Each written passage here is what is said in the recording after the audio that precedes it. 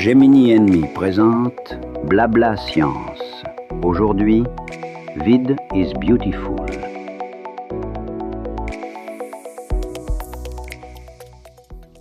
Ouais, quand on lève les yeux vers un ciel étoilé par une nuit bien claire, il y a cette conviction intime, presque instinctive, qu'il n'y a absolument rien. Ouais, qu'on regarde un grand vide. Exactement. Ou du moins que l'espace entre les étoiles, ou même juste l'espace entre nos propres doigts, c'est une sorte de grande boîte vide. Une toile de fond passive, une scène de théâtre noire et immobile qui attendrait sagement que la matière vienne y jouer une pièce. C'est une perception hyper géométrique et rassurante de la réalité. C'est vrai que le cerveau humain a un besoin profond de catégoriser. Il sépare naturellement le contenant du contenu. C'est ça, oui. La matière solide d'un côté, qui est tangible et active, et la boîte vide qui la contient de l'autre. Et cette boîte serait par définition dépourvue de toute propriété. Sauf que la physique moderne est en train de complètement pulvériser cette séparation. Et c'est exactement ce qui nous rassemble aujourd'hui pour notre plongée au cœur de nos sources. Notre exploration s'appuie sur une transcription fascinante d'échanges philosophiques et scientifiques entre un humain et une intelligence artificielle avancée, Gemini en l'occurrence. Une discussion de très haut vol. Ah oui, le but de leur discussion n'était pas de lister des équations ennuyeuses, mais vraiment de s'attaquer à la nature fondamentale de la réalité. Et la mission de notre exploration aujourd'hui, c'est de comprendre leurs conclusions foudroyantes. La notion d'un espace vide est probablement la plus grande illusion de notre univers. C'est un changement de paradigme total. Quiconque nous écoute ne regardera plus jamais un ciel étoilé de la même manière, c'est garanti. Parce qu'en fait, une chose qu'on appelle l'écume quantique semble dicter absolument tout, depuis la naissance des trous noirs jusqu'à la fin de notre cosmos. Pour bien poser le ton analytique, d'ailleurs, j'ai mis un décor virtuel derrière moi avec des graphiques de fluctuations quantiques superposés à des cartes stellaires pour l'occasion. L'objectif n'est pas seulement de décrire des théories complexes, l'objectif c'est de redéfinir la structure même de la réalité. Ouais, le rien n'est pas rien. Précisément, redéfinir le rien, c'est inévitablement redéfinir le tout.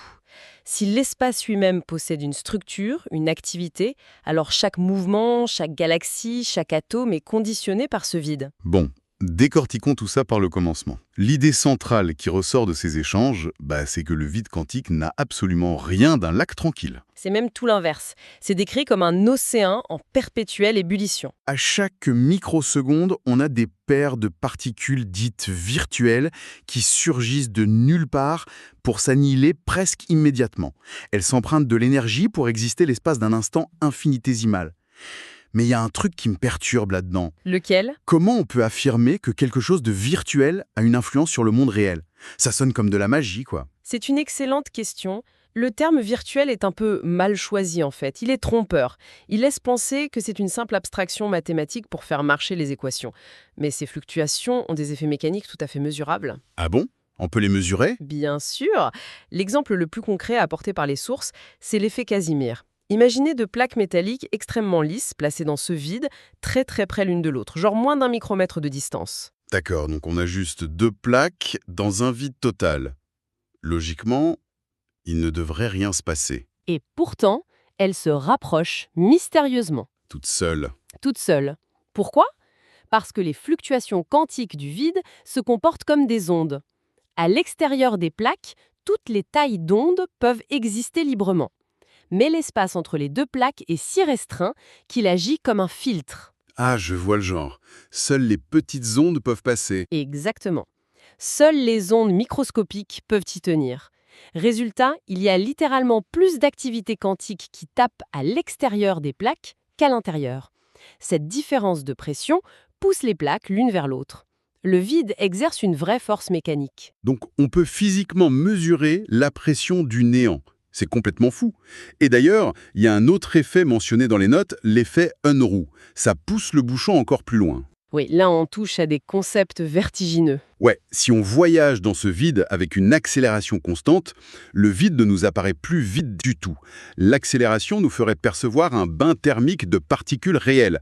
J'avoue que la mécanique derrière ça m'échappe un peu. Comment le simple fait d'accélérer fait apparaître de vraies particules ? Pour comprendre l'effet Unruh, il faut faire le lien avec Einstein et son principe d'équivalence. Einstein nous dit qu'une accélération constante, c'est exactement la même chose qu'un champ gravitationnel. Comme quand on est plaqué au fond de son siège au décollage. Voilà. Quand vous êtes plaqué dans une fusée qui accélère, c'est indiscernable de la gravité. Or, l'accélération modifie la façon dont un observateur interagit avec ce champ quantique bouillonnant. L'énergie cinétique de l'accélération réveille en quelque sorte l'énergie potentielle du vide. Attends, réveil comment? Pour l'observateur, un mouvement accéléré, l'horizon temporel change et les particules qui étaient virtuelles pour un observateur immobile deviennent un rayonnement thermique bien réel. L'énergie de l'observateur paie la dette énergétique pour rendre ces particules réelles. D'accord. Donc, l'énergie du mouvement se convertit en particules. Mais c'est là qu'on arrive à un mur théorique massif évoqué dans notre documentation. C'est ce que les physiciens appellent la catastrophe du vide. Ah oui, le grand cauchemar des cosmologistes. C'est ça. Si on suit cette logique, le vide bouillonne, donc il contient de l'énergie, et si on suit la célèbre équation E égale mc², l'énergie est équivalente à la masse. Donc, eh bien, le vide pèse quelque chose. C'est la déduction implacable. Toute énergie équivaut à une masse, et toute masse courbe l'espace-temps, ce qu'on appelle communément la gravité. Donc logiquement, les physiciens se sont dit qu'il fallait calculer l'énergie totale de toutes ces fluctuations quantiques. Pour voir quelle gravité ce vide génère. C'est ça. Et le résultat de ce calcul est apparemment le plus grand échec de l'histoire des sciences. L'écart entre ce que dit la théorie quantique et ce qu'on observe réellement dans l'univers est d'un facteur de 10 puissance 120. C'est un chiffre qui défie l'entendement. C'est clair. C'est un suivi de 120 zéros. C'est vertigineux. Si le vide était vraiment aussi lourd que le prédisent les équations quantiques, la gravité générée par ce vide aurait été si écrasante, ou plutôt son effet répulsif si violent, que l'univers entier aurait explosé en une fraction de seconde. Absolument. L'espace se serait dilaté si vite que jamais aucune galaxie ni aucune étoile n'aurait eu le temps de se former. C'est le paradoxe ultime de la physique contemporaine. Deux théories qui ne s'entendent pas du tout. Exactement. D'un côté, la théorie de la relativité générale d'Einstein décrit un cosmos fluide, lisse, géométrique, et ça fonctionne parfaitement pour décrire les orbites des planètes. De l'autre, la mécanique quantique décrit un vide granuleux, lourd, hystérique, et ça fonctionne parfaitement pour les atomes. Mais quand on force ces deux théories à regarder la même parcelle d'espace vide, elles entrent en collision frontale. Oui. L'une nécessite une continuité parfaite, l'autre exige des sauts d'énergie discrets et infinis. Alors comment on sort de cette impasse? Parce qu'on est là pour en parler, donc l'univers n'a pas explosé. Et c'est là que ça devient vraiment intéressant. Il y a une proposition théorique époustouflante tirée de nos sources qui suggère qu'on s'y prend mal depuis le début avec la gravité. Une remise en question totale. Et si la gravité n'était pas une force fondamentale? En fait, des physiciens comme Andrei Sakharov en 1967, ou plus récemment Eric Verlinde, parlent de gravité émergente ou induite. Ce qui est fascinant ici, c'est ce changement de perspective radicale. Pensez à la température, par exemple. La température? À l'échelle microscopique, la température n'existe pas. Un atome seul n'est ni chaud ni froid. Il possède juste une énergie cinétique, il bouge. C'est seulement quand des milliards d'atomes s'entrechoquent que la notion de chaleur émerge à notre échelle. Ah, je vois où ça mène. La théorie de la gravité émergente propose la même chose. Tout à fait. La gravité ne serait pas une force de base de l'univers programmée dès le départ, mais un effet macroscopique qui émerge de la thermodynamique de ce vide quantique. Il y a une analogie visuelle dans nos notes avec l'indice de réfraction de l'optique qui m'a beaucoup aidé à visualiser ça. Quand on regarde un rayon de lumière traverser une lentille ou un bloc de verre, la lumière ralentit et sa trajectoire se courbe. Oui, la réfraction classique. Ce n'est pas parce qu'il y a une force magique qui tire sur la lumière, c'est simplement que le verre est un milieu optiquement plus dense que l'air. Eh bien, si on transpose ça à l'univers, la matière interagirait avec l'écume quantique. Et rendrait ce vide plus dense localement. C'est ça. Donc la gravité, ce serait juste la trajectoire des objets qui se courbent naturellement en traversant un espace rendu plus épais ou plus résistant par la présence de matière. L'analogie de l'indice de réfraction est très puissante. Elle suggère que la courbure de l'espace n'est pas fondamentale, mais simplement une réponse élastique. Une tension du vide face à la matière. Cela s'aligne d'ailleurs très bien avec les approches de la gravité quantique à boucle. La fameuse LQG. Oui, dans ce modèle, l'espace n'est pas une grande nappe continue.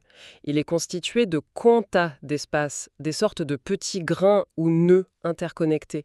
La matière ne flotte pas dans l'espace, la matière est une excitation spécifique de ces grains. Attends, si l'espace a une structure élastique, granulaire, ça me fait penser à cette brillante métaphore des sources avec le souffleur de verre. Ah oui, très poétique. Imaginons que l'écume quantique, cet océan d'énergie informe, ce soit le sable brut. La matière ou l'énergie qu'on y insère, c'est le feu, la chaleur. Cette chaleur rend le sable ou le vide malléable. Et le verre refroidi qui en résulte, avec ses courbes, ce serait la géométrie de notre espace-temps. C'est une excellente métaphore. Et elle permet même d'expliquer ce que sont les ondes gravitationnelles d'Einstein. Les ondes dans l'espace. Oui, si notre souffleur de verre donne un coup sec sur sa création en train de refroidir, une vibration physique va se propager dans le verre pur. Une onde gravitationnelle, c'est une vibration qui traverse cette structure sans transporter d'atomes, juste en contractant et en dilatant la géométrie. Mais si on suit cette logique jusqu'au bout, si la gravité est juste une tension imposée au vide par l'énergie, comme la chaleur du souffleur, a-t-on vraiment besoin de matière solide pour créer une courbure de l'espace? C'est une excellente déduction. La relativité générale est très claire là-dessus. Dans les équations, ce qui courbe l'espace est décrit par le tenseur énergie-impulsion. L'espace se moque totalement de savoir si cette énergie provient d'atomes ou de rayonnement. Donc, de la lumière pure pourrait courber l'espace. Le rayonnement électromagnétique seul peut courber l'espace, oui. Concentré à cette photon peut casser la géométrie de l'espace et créer un trou noir sans le moindre atome de matière. C'est ce qu'on appelle théoriquement le Kugelblitz, une boule de foudre. Forger des monstres cosmiques avec de la lumière pure. Alors, qu'est-ce que ça veut dire au juste? Pourquoi on ne voit pas ces Kugelblitz partout si la lumière suffit? Je veux dire, pourquoi des étoiles super lumineuses ne s'effondrent pas en trous noirs de lumière? Et c'est là qu'intervient l'un des détails les plus pointus de nos sources, la limite de Schwinger. La limite de quoi? Schwinger. En fait, le vide se défend. Avant même qu'une concentration de lumière puisse atteindre l'énergie critique pour former le trou noir, l'intensité électrique devient d'une violence extrême. Et que fait le vide? Le champ électrique arrache de vraies particules au vide, des électrons et des positrons. Il les force à devenir réels. Le vide se transforme quasi instantanément en un plasma brûlant de particules réelles. Ah, donc le vide recrache de la matière pour bloquer la lumière pour eux. Précisément, et ce plasma disperse la lumière. La concentration d'énergie est dissipée avant que le trou noir n'ait eu le temps de se former. Le vide sacrifie sa propre énergie pour créer un bouclier. La nature refuse d'être brisée par la lumière. C'est d'une résilience dingue. Mais la matière classique, elle, peut le faire. Quand le vide cède face à la matière d'une étoile morte, on obtient un trou noir classique, une courbure extrême. Tout à fait, la géométrie craque. Et là, j'aimerais qu'on parle de ce qui arrive ensuite. Est-ce que l'espace-temps se déchire purement et simplement pour toujours? On a souvent l'idée fausse qu'un trou noir est figé. Ça me rappelle cette métaphore sur le verre, pour filer notre analogie du vitrail. Vous parlez de la légende sur les vitraux des cathédrales? Ouais. Fut un temps, on pensait que les vitraux coulaient avec les siècles, parce qu'ils étaient plus épais à la base. Alors que le verre est un solide amorphe, il ne coule pas à température ambiante. C'est ça. Les sources le corrigent bien. C'était juste un défaut de fabrication de l'époque, mis vers le bas pour la stabilité. Mais cette fausse idée sur le verre qui s'écoule lentement s'applique parfaitement au trou noir. Le trou noir n'est pas éternel. Il s'écoule. C'est l'évaporation des trous noirs, le fameux rayonnement de Hawking. Comment ça marche concrètement? Aux abords de l'horizon des événements, la limite de non-retour, la gravité est extrême. Souvenez-vous des particules virtuelles qui apparaissent par paires. Si une paire apparaît pile sur cette frontière, la gravité sépare la paire avant qu'elle ne s'annihile. Ah, il y en a une qui est piégée et l'autre qui s'enfuit. Exactement. Une particule tombe dans le trou noir et l'autre s'échappe. Mais pour respecter la conservation de l'énergie, l'univers ne donne rien gratuitement. L'énergie de la particule qui s'échappe doit bien venir de quelque part. Elle est soustraite du trou noir lui-même. Le trou noir cède de sa masse. Particule après particule, il suinte et s'évapore. Ce qui nous amène à la résistance de l'espace-temps. Parce que si le trou noir s'évapore complètement, il ne reste plus qu'un point de gravité infini à nu. Cela soulève une question importante, le mystère de la singularité nue et la perte d'information. Le grand duel entre Stephen Hawking et Leonard Susskind. Si la matière tombe dedans et que le trou noir s'évapore en lumière thermique basique, est-ce que l'information de l'univers est effacée? Hawking pensait que oui. Susskind disait que non, car ça détruirait les lois de la physique quantique et briserait la causalité. On ne pourrait plus relier le passé et le futur. Donc, le vide doit durcir pour ne pas se déchirer totalement.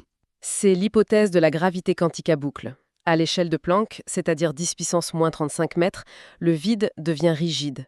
Au lieu de se déchirer en une singularité infinie, l'univers agit comme un ressort hyper compressé. Et badaboum, ça rebondit. Voilà, ça provoque un grand rebond, un big bounce. Le vide est un milieu autoréparateur et résilient. L'information n'est pas perdue. Puis rebondit. C'est majestueux. Et là où les sources deviennent carrément vertigineuses, c'est lorsqu'elles s'appliquent cette mécanique non pas à une étoile morte, mais à l'univers tout entier. C'est la théorie de l'univers trou noir. Puisque les trous noirs s'évaporent et rendent leur énergie au vide, que se passerait-il si on était nous-mêmes dans un trou noir? Le parallèle est fascinant. Un trou noir a un horizon des événements, une limite de non-retour pour la lumière. Et notre univers possède un horizon cosmologique. C'est la limite où les galaxies s'éloignent de nous trop vite à cause de l'expansion pour qu'on puisse les voir. Leur lumière ne nous atteindra jamais. C'est géométriquement similaire. Et cet horizon cosmologique génère lui aussi un rayonnement, l'équivalent de Hawking, qu'on appelle le rayonnement de Gibbons-Hawking. Ce qui m'a renversé dans les notes, c'est cette idée que l'expansion accélérée de l'univers, poussée par ce qu'on appelle l'énergie noire, ça pourrait n'être que la pression résiduelle du vide.